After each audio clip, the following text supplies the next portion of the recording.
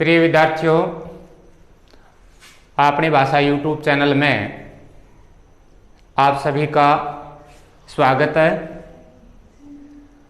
मैं गोपीराम व्याख्याता हिंदी राजकीय उच्च माध्यमिक विद्यालय देपालसर चूरू से आज हम पढ़ने के लिए नया कुछ करने जा रहे हैं। हमारे हिंदी अनिवार्य की व्याकरण जो निर्धारित थी वो हम पढ़ चुके हैं, तो लगातार व्याकरण चलने से मुझे ऐसा लगा कि हो सकता है आपको कहीं बोरियत ना हो जाए, इसलिए मैंने हिंदी साहित्य के गद्य भाग के जो पाठ हैं उनको पढ़ाने का निश्चय किया है।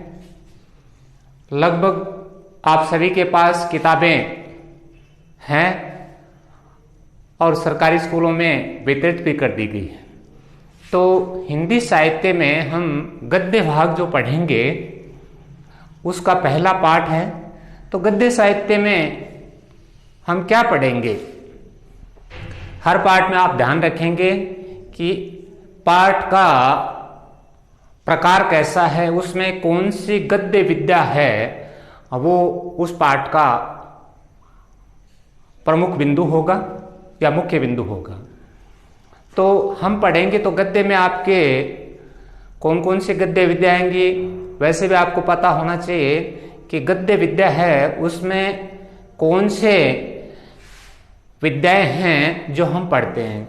जैसे आज हम पढ़ेंगे कहानी, लेख, संस्मरण, भाषण का अंश हो सकता है, यात्रा वृत्तांत का है, उपन्यास का कोई भाग हो सकता है, साक्षात्कार हो उसके कुछ अंश हो सकते हैं। इस प्रकार गद्य विद्याएं जो हैं, किसी की जीवनी के बारे में हम पढ़ सकते हैं। तो आज जो हमारा पहला पाठ है हिंदी साहित्य का कक्षा 12 का, वो पाठ है गुली डंडा। बहुत ही रोचक पाठ है, एक कहानी है। सबसे पहले आप ध्यान रखेंगे कि गुली डंडा है वो क्या है, कहानी, पहली बात। दूसरी बात, इसके लेखक हैं प्रेमचंद। प्रेमचंद को कहानी का बहुत बड़ा कलाकार माना गया है। दूसरी इनकी विशेषता ये थी कि उन्होंने जो भी कहानियां या जो कुछ भी गद्य विद्या में लिखा है और वो तत्कालीन भारत की परिस्थितियों को देखते हुए लिखा है। यानी तत्कालीन का मतलब उस वक्त भारत में समाज की, देश की क्या स्थिति है और उसमें लोगों का जीवन किस प्रकार का है, उन सब को ध्यान में रखते हुए लगभग वास्तविकता का आकलन किया अपनी कहानियों में, और उन जो भी गद्य विद्या में उन्होंने लिखा है। तो आज का पाठ हमारा है गुली डंडा, और ये आप याद रखेंगे इस पाठ का कि ये कहानी है और लिखने वाले लेखक का नाम है प्रेमचंद। अब मैं आपको थोड़ा सा बिंदुवार एक चार्ट बना दूंगा जिसमें थोड़े से आपके पाठ की समरी तैयार हो जाए कि पाठ में मुख्य चीजें इसमें क्या है। सबसे पहले देखो, पहला जो इसमें है वो है भारतीय खेल। नंबर 1, गुली डंडा जो है वो भारतीय खेल है, प्राचीन खेल है। इसमें होता क्या है कि टाइम के साथ परिवर्तन आ गया। एक समय ऐसा था जब भारत के लोग, ग्रामीण क्षेत्र के लोग कह सकते हैं, और उनकी आर्थिक स्थिति बहुत ज़्यादा अच्छी नहीं थी, तो खेल वही खेला जाते थे जिसमें कम से कम खर्चा हो। तो गुल्ली डंडा भी एक ऐसा खेल था जिसमें कोई खर्चा नहीं था। खेलने वाले 2 बच्चे हो सकते हैं और ज़्यादा भी हो सकते हैं, मिनिमम 2, एक खेलने वाला और एक सामने पदने वाला। दूसरी बात, इस खेल को क्या कहा जाता है, खेलों का राजा कहा जाता है। ये प्रश्न बनता है खेलों का राजा क्यों कहा जाता है, क्योंकि ये सबसे सस्ता खेल है, सबसे कम खिलाड़ियों की आवश्यकता होती है और किसी भी चीज़ की जरूरत नहीं होती थी। बच्चे खेलने चले जाते थे, पेड़ पर चढ़े, टहनी तोड़ी, बड़ा डंडा बना लिया, छोटा उसका भाग है वो गुल्ली बना लिया जाता था और खेलना शुरू हो जाता था। जबकि हुआ क्या, विलायती खेल, अंग्रेजी खेल, इन सब का धीरे धीरे हमारे जो प्राचीन खेल थे उनका नवीनीकरण हो गया, उनका परिष्कृत रूप हो गया और आज जो क्रिकेट खेली जा रही है वो लगभग गुल्ली डंडा का ही प्रतिरूप है। उसमें भी क्या होता था, एक डंडा होता था, क्रिकेट में एक बैट है, उसमें एक वो गुल्ली होती थी, उसकी जगह इसमें गेंद काम में ली जाती है और जहां 3 स्टंप खड़े किए जाते हैं उसकी जगह उसमें एक गुच्छी होती थी। उसी का रूप लगभग मैं क्रिकेट मानता हूं। तो इसको भारतीय खेल, पहला आप ये ध्यान रखें भारतीय खेल है और दूसरी बात इसे खेलों का राजा भी कहा जाता था। इसके पीछे कारण ये देंगे कि ये बहुत सस्ता खेल है, इसमें ज़्यादा व्यक्तियों की आवश्यकता नहीं है, खेलने वाले बच्चों की आवश्यकता नहीं है और ज़्यादा स्थान की आवश्यकता नहीं है, इसलिए इसे भारतीय खेल जो हमारा है उसमें खेलों का राजा कहा जाता है। अब हम आगे बढ़ते हैं।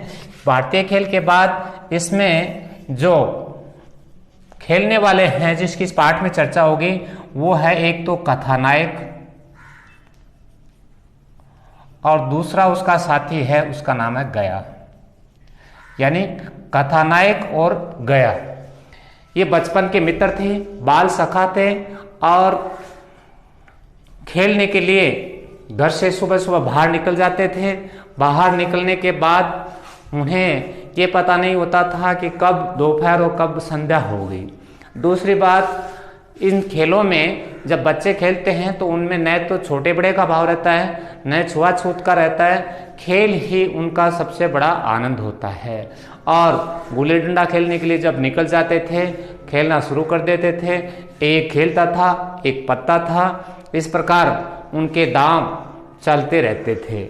लेकिन गया और कथानायक क्या था, एक थानेदार का लड़का था तो थोड़े बड़े परिवार का था, गया एकदम बिल्कुल साधारण परिवार का था, लेकिन खेल में ये चीजें महत्व नहीं रखती थी। जब खेलने जाते थे तो जो गया नाम का बच्चा था, लड़का था, वो इतना फुर्तीला, इतनी उसमें चपलता कि जिस भी तरफ होता था उस टीम की जीत निश्चित थी, ऐसा उनके दिमाग में था। इसीलिए इस गया को क्या कहा गया था, गुल्ली डंडे का चैंपियन कहा गया। तो इस प्रकार इन दोनों के बारे में आप ये लिख सकते हैं, ये बाल सखा थे और खेल के प्रति दोनों की बहुत ज़्यादा रुचि थी और इस खेल के कारण उनके बीच की जो छुआछूत की, अमीर गरीब की जो खाई थी वो कहीं नहीं थी। उनका एक ही उद्देश्य था, मनोरंजन और खेलना, जी भर के संतुष्टि प्राप्त करना। इसके बाद क्या होता है, खेलते खेलते ही अगला बिंदु हमारा है वो है गया का प्रतिशोध। प्रतिशोध का मतलब बदला।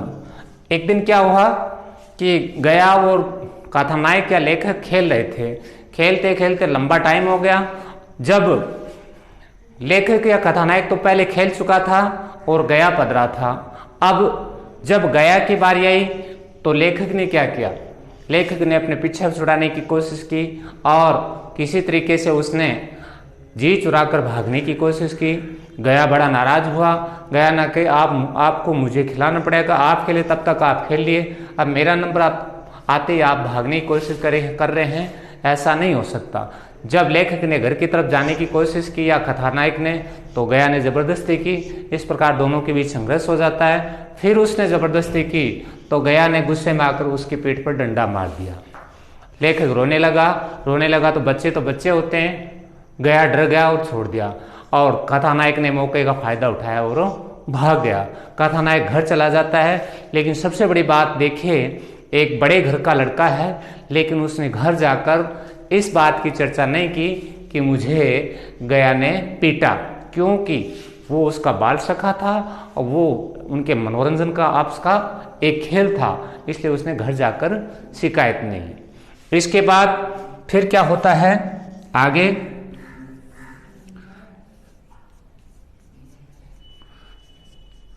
20 साल बाद हुआ क्या, उस दिन के बाद या थोड़े दिनों के बाद जो कथानायक है उनके पिताजी एक थानादार थे, तो उनका तबादला हो जाता है, वो बड़े शहर में चले जाते हैं। गया अपने गांव में रह जाता है। और इस 20 साल में क्या हुआ, गया ने पढ़ाई की क्योंकि बड़े परिवार से होने के कारण, और गया है वो एक बड़ा इंजीनियर बन गया। सॉरी, गया नहीं, जो कथानायक है वो एक बड़ा इंजीनियर बन जाता है। लेकिन 20 सालों के बाद संयोग से गया का उस जिले, कथानायक का उस जिले का इंजीनियर बना दिया जाता है। और कथानायक है उसे अपने बचपन की उस खेल की याद आती है, तो उसने सोचा क्यों न अपने बचपन की पुनर्स्मृतियां याद की जाएं और वो खेल खेला जाए।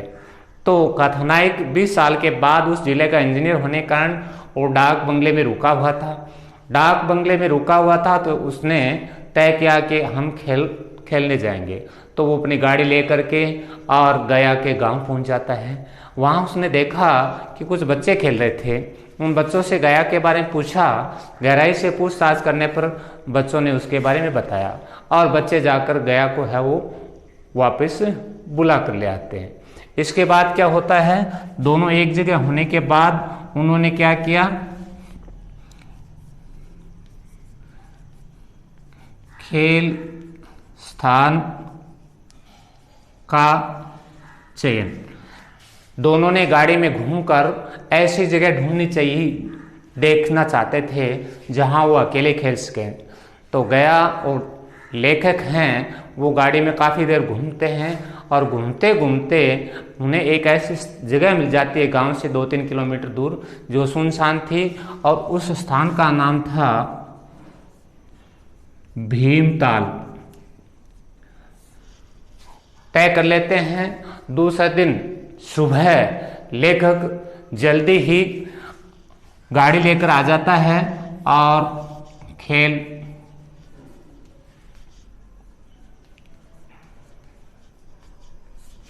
प्रारंभ हो जाता है।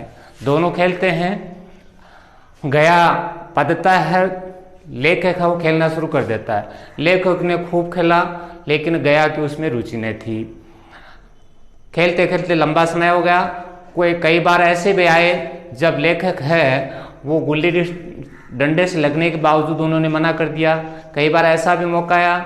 इस प्रकार उसने बेईमानी भी की लेकिन गया ने कोई उसके प्रति नाराजगी नहीं दिखाई। वो खेलता रहा, गया पत्ता रहा। अंततः शाम का समय हो गया, अंधेरा सा होने लगा। तो लेखक ने स्वयं ने सोचा अभी काफी लंबा समय हो गया, ये थक गया होगा, तो उसने गया को खेलने का मौका दिया। गया जैसे खेलने लगा तो देखिए जहाँ रुचि नहीं होती वहाँ खेल में आनंद नहीं आता। गया वो जो एक गुल्ली डंडे का चैंपियन था उसने खेलने शुरू किया और खेलते थोड़ी देर बाद में आउट हो जाता है। इस प्रकार वो दोनों उस दिन चले जाते हैं। इसके बाद क्या होता है आगे, फिर क्या होता है, गया उस दिन तो खेल लेता है लेकिन दूसरे दिन अपना जो साथी है इंजीनियर उसे खेल का निमंत्रण देता है। खेल का निमंत्रण,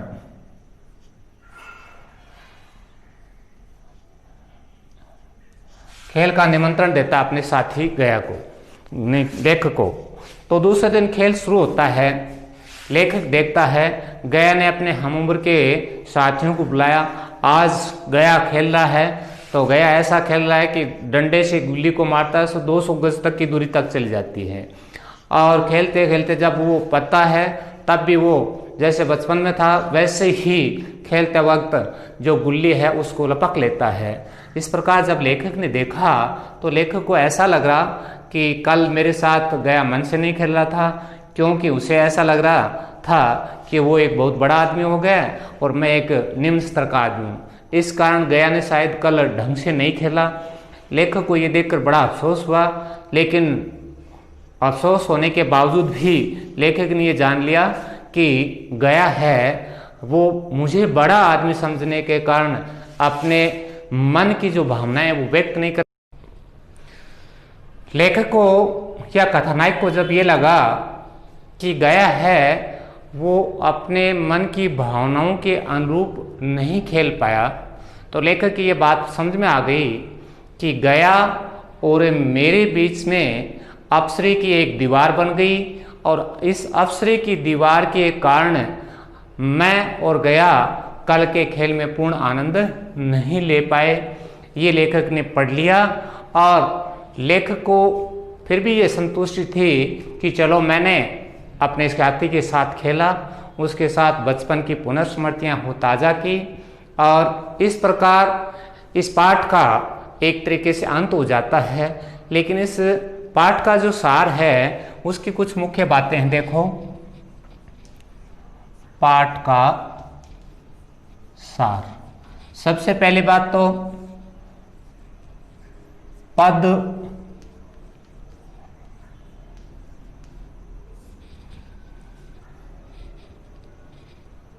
और प्रतिष्ठा।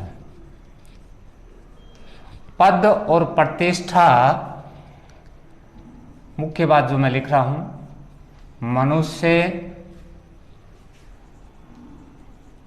मनुष्य के बीच नैसर्गिक माने वास्तविक मन से जुड़ा हुआ संबंध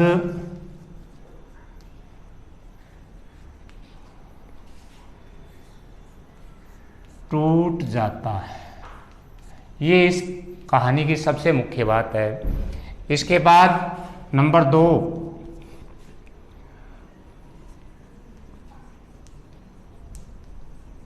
कथानायक व गया के बीच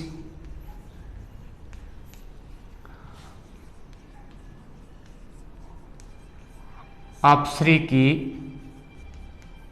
दीवार बन जाती है, जिसे कथानायक ने महसूस किया।